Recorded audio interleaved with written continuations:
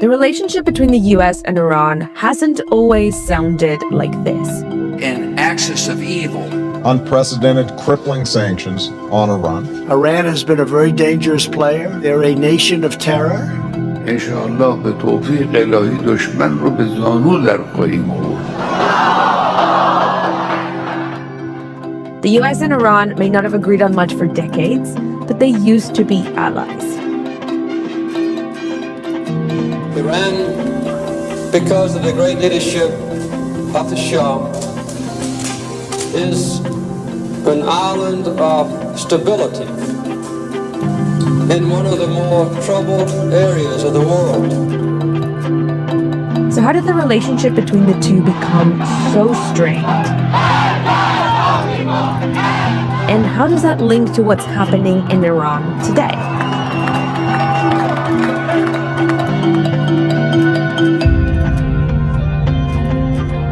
Oil was discovered in southwestern Iran at the start of the 20th century. This redefined the role of the country on the global stage and began a complex journey with the West, and especially the United States. A British company that would later become BP set up Iran's oil industry, and business was good. But over time, there were growing calls from Iranians for more control. The problem was there was so much wealth to be gained from the oil that was being extracted, that then they could see all of that money just leaving the country. And so it's that history of feeling that this is oil on Iranian territory under their ground, and they're not getting any of the benefit from it. One of the strongest voices was Prime Minister Mohammad Mosaddegh. He came to power promising to nationalize Iran's oil, which he did in 1951. As a result, Britain, supported by America, boycotted Iranian oil, causing exports to all but collapse over the next 2 years. Then, in 1953, American and British intelligence agencies orchestrated a coup to push him out. So America saw Mosaddegh as being someone who would develop ties between Iran and Russia. So basically, it was an opportunity that then allowed American oil companies to get a foothold in the Iranian market. The coup cemented control of the Western-backed Shah, or King of Iran, Mohammad Reza Pahlavi. For the next 26 years, with support from the US, the Shah built infrastructure, started land reforms, improved education, and gave women the vote.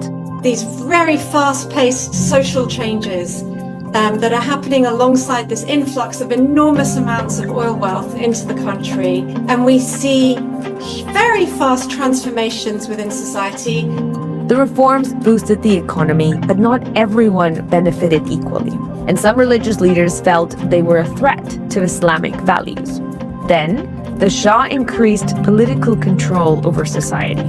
In Iran, under Mohammad Reza Shah Pahlavi, becomes much stronger, and he has American support to train up his secret police, to interrogate people and to try and stamp out any possible areas of opposition. The Shah's feared secret police, his opulent lifestyle, and pro-Western policies sparked riots, strikes, and mass protests from across Iranian society.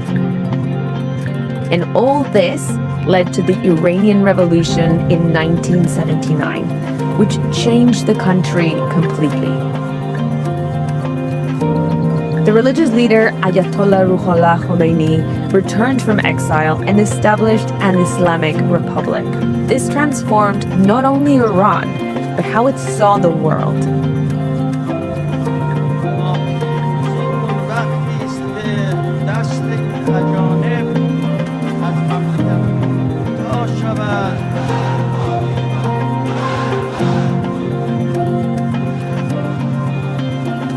The shift from friends to enemies starts in 1979, partly just because of where the revolution ended up going under the leadership of Khomeini, whose rhetoric was anti-American.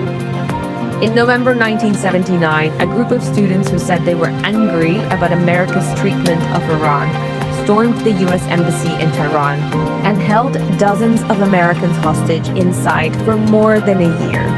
When the hostage crisis happened, the relationship fundamentally changes. Iran was no longer a friend and overnight becomes an enemy. In response, the US applied economic sanctions for the first time. They banned all trade with Iran, including oil. Before the hostage crisis ended, Iraq invaded Iran. The leader of Iraq, Saddam Hussein, felt threatened by Iran's Islamic Republic and thought the new regime was weak and could be quickly defeated. But the war lasted 8 years and more than 500,000 people died.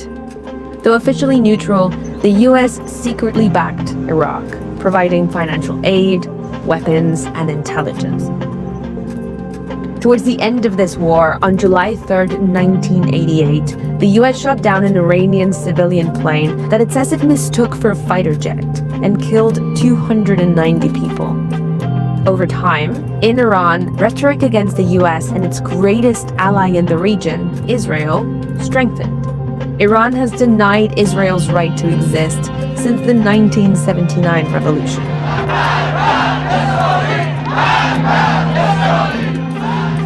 The Islamic Republic is concerned the US poses an existential threat to Iran. Israel also poses an existential threat to Iran, and think as the only Shia Persian state in the region, nobody likes them. And if Iran does not take its fight away from its homeland, it would have to face its enemies on Iranian soil. Since the revolution, Iran has been seeking to export its ideology and expand its influence beyond its borders by supporting a network of well-armed groups. Over time, this included Hamas in Gaza, Hezbollah in Lebanon, the Houthis in Yemen, as well as others in Iraq and Syria, collectively called the Axis of Resistance. This, along with concerns from the US that Iran could develop a nuclear weapons program, strained relations further and led to more sanctions. Iran has repeatedly said its nuclear program was only for peaceful purposes. Iran has sanctions that the US has imposed on Iran because of its nuclear program.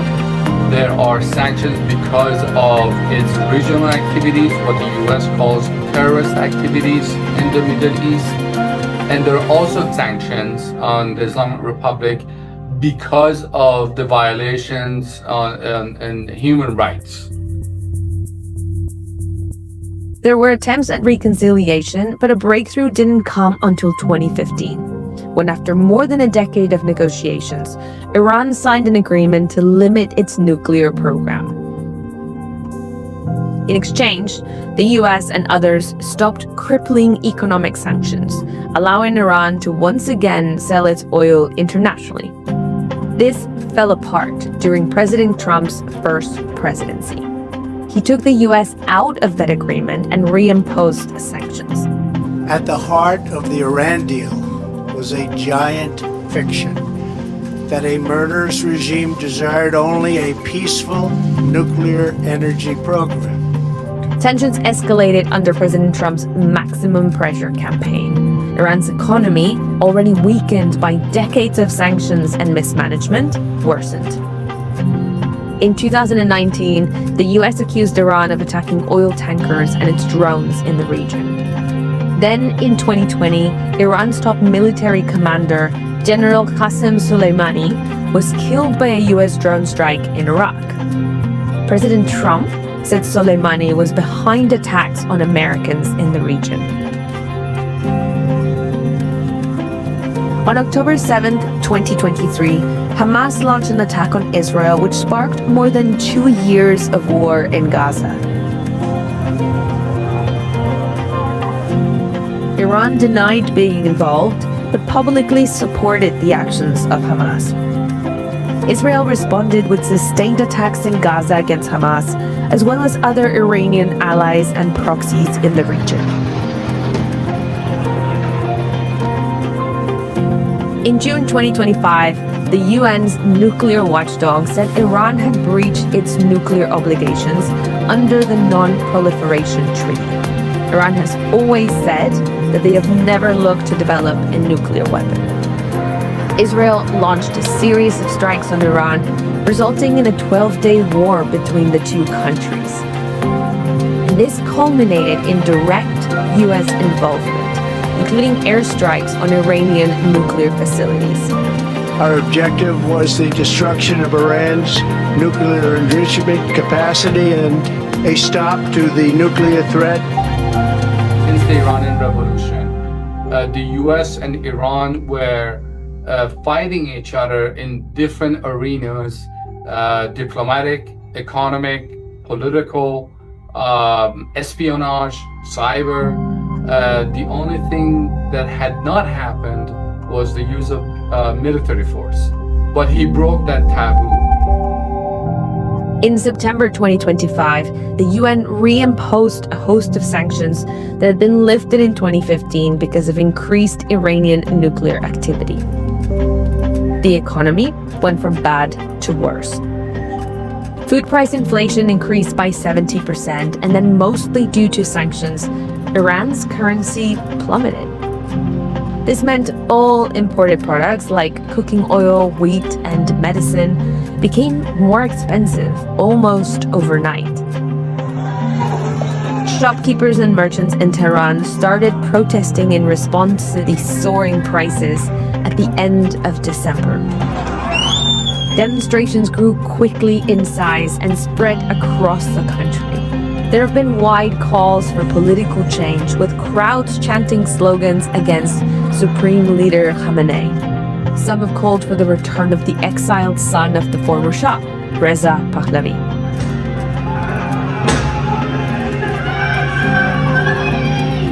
The regime has cracked down on protesters. Thousands have been killed. US President Donald Trump has expressed support for protesters and warned the regime against violence. We don't want to see what's happening in Iran happen. And, they want to have protests, that's one thing. When they start killing thousands of people, and now you're telling me about hanging, we'll see how that works out for them. It's not going to work out good.